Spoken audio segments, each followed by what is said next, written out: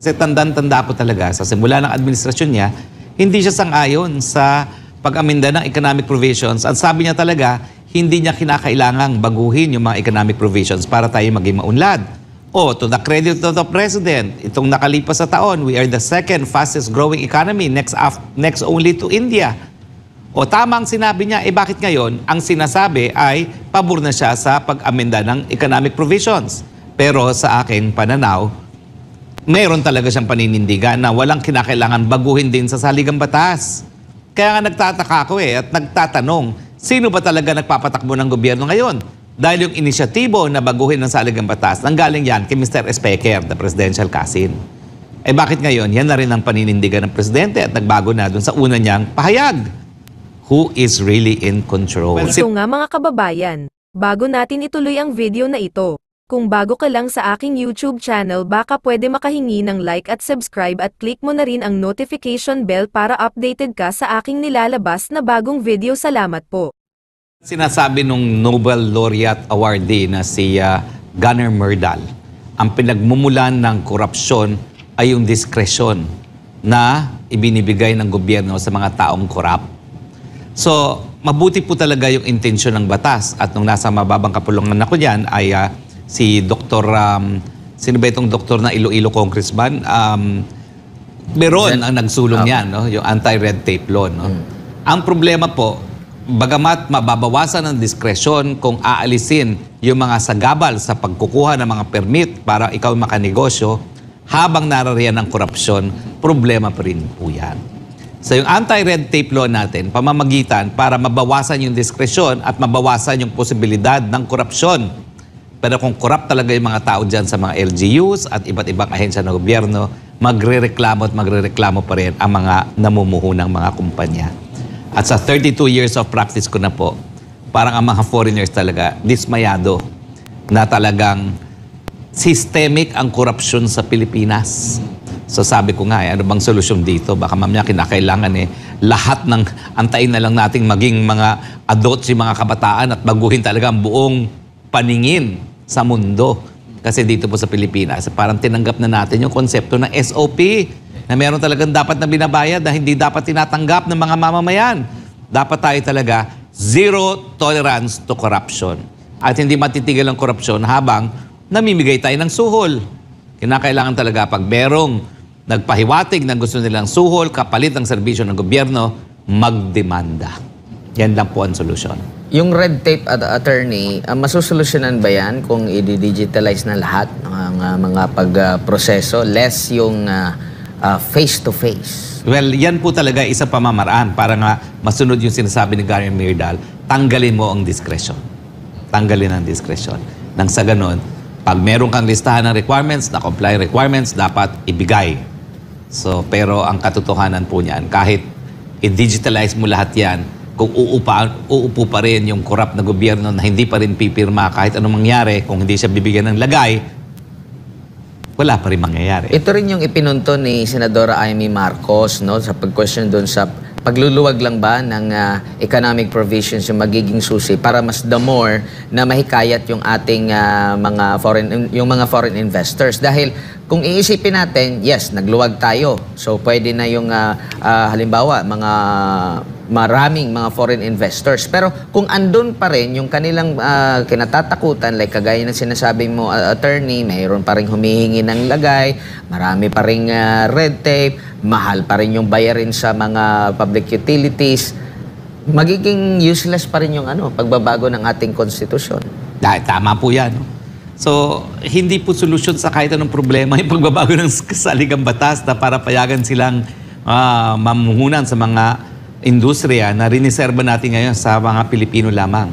Ang solusyon po talaga ay ikulong lahat ng korap dahil yan po ang #1 disincentive para mga dayuhan ay pumasok at mamuhunan dito sa Pilipinas. Sabi nga ni dating Chief Justice Davide na wala siyang nakikita na sapat na dahilan para baguhin sa kasalukuyan ng konstitusyon. Ang kailangan lang daw ipatupad kung ano yung existing ngayon. Yung full implementation talaga, pati yung mga principles nito. Siguro sa lahat ng mga batas na meron tayo. Kaso nga lang, yun nga.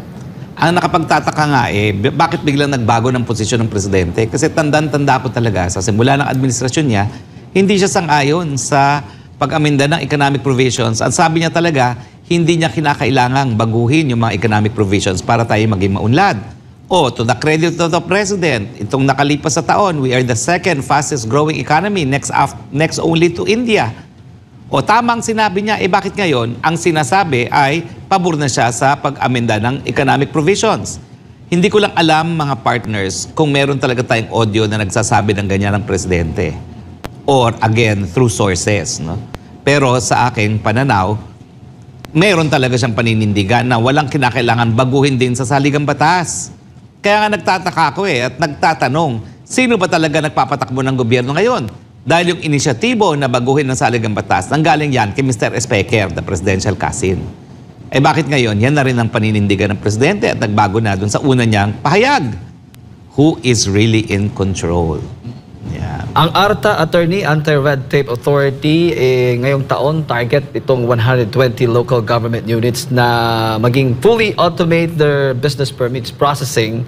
Ngayong taon nga, ayon kay ARTA Secretary Ernesto Perez, ang layon nito na matulungan ng mga LGUs na maging fully compliant sa mga Electronic Business One-Stop Shop o EBOS requirement sa ilalim nga ng Ease of Doing Business Law. Pero attorney, sagutin ko lang yung tanong mo kanina kung sinabi ba ng Pangulo yan. Way back Pebrero, magwa 1 year na nung sinabi niya, attorney, patungkol sa kung priority nga ba yung charter change.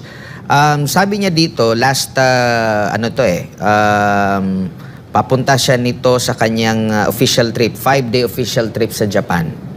Sabi niya, it's not a priority. Okay, 1 year ago Pebrero ito, 2023, na ilathala din ito sa government media at sa iba pa ng mga media entity. Ang sabi niya dito, and I quote, "It's not a priority for me because maraming ibang kailangang gawin.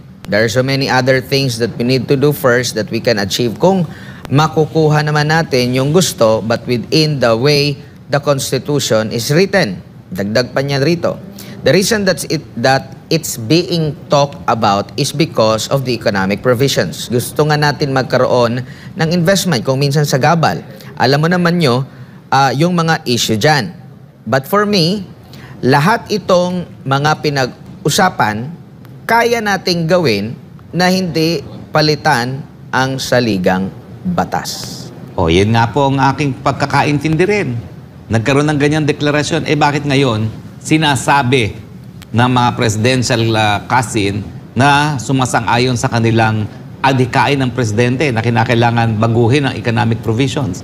Dahilan nga kung bakit inatasan niya ang Senado to take the lead. Bakit nagbago? Yan ang hindi ko maintindihan. Tapos ngayon, sinasabi nila, hindi na kinakailangan isulat yung non-cooperation.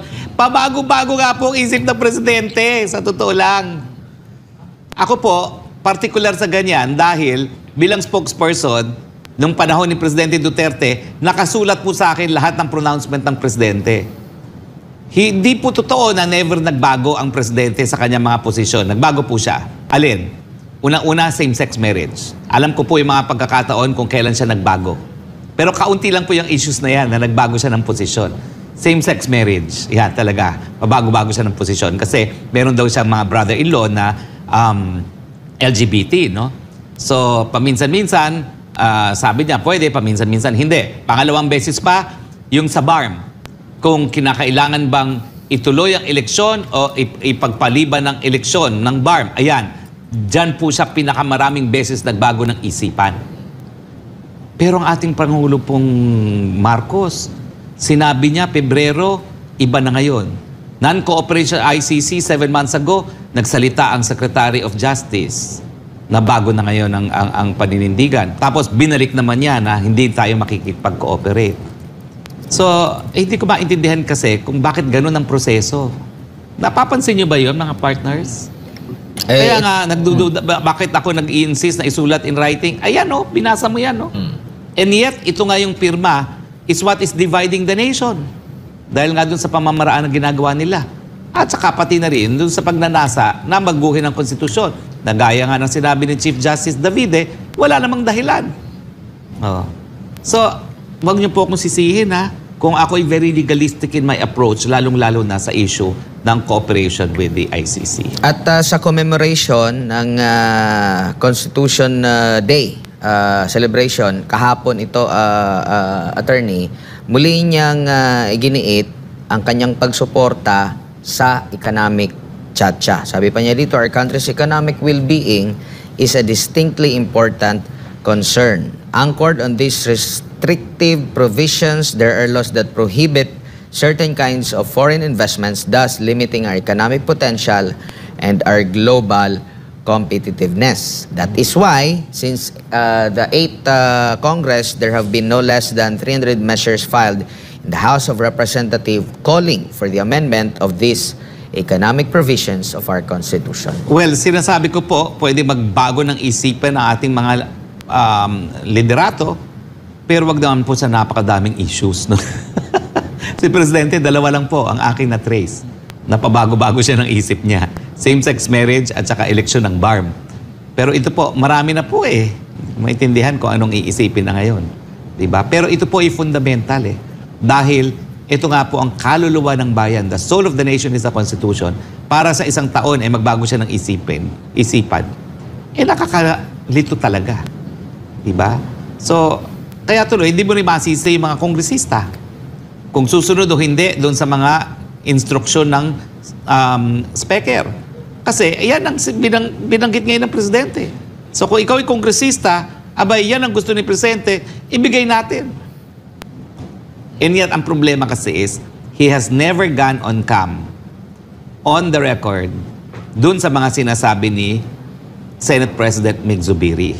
Hinayaan niya magsalita si Senate President Mig Zubiri at hindi siya nagsalita mismo sa harap ng media at sa harap ng taong bayan kung anong paninindigan niya dito sa ongoing bribery initiative. So kung pakikinggan mo ngayon, ito ang latest pronouncement kahapon lamang, eh mukhang pabor siya sa pirma. O kung ikaw ay kongresista, ititigil mo ba yung pirma? Siyempre hindi. Dahil nagsalita ng ganyan ang ating presidente.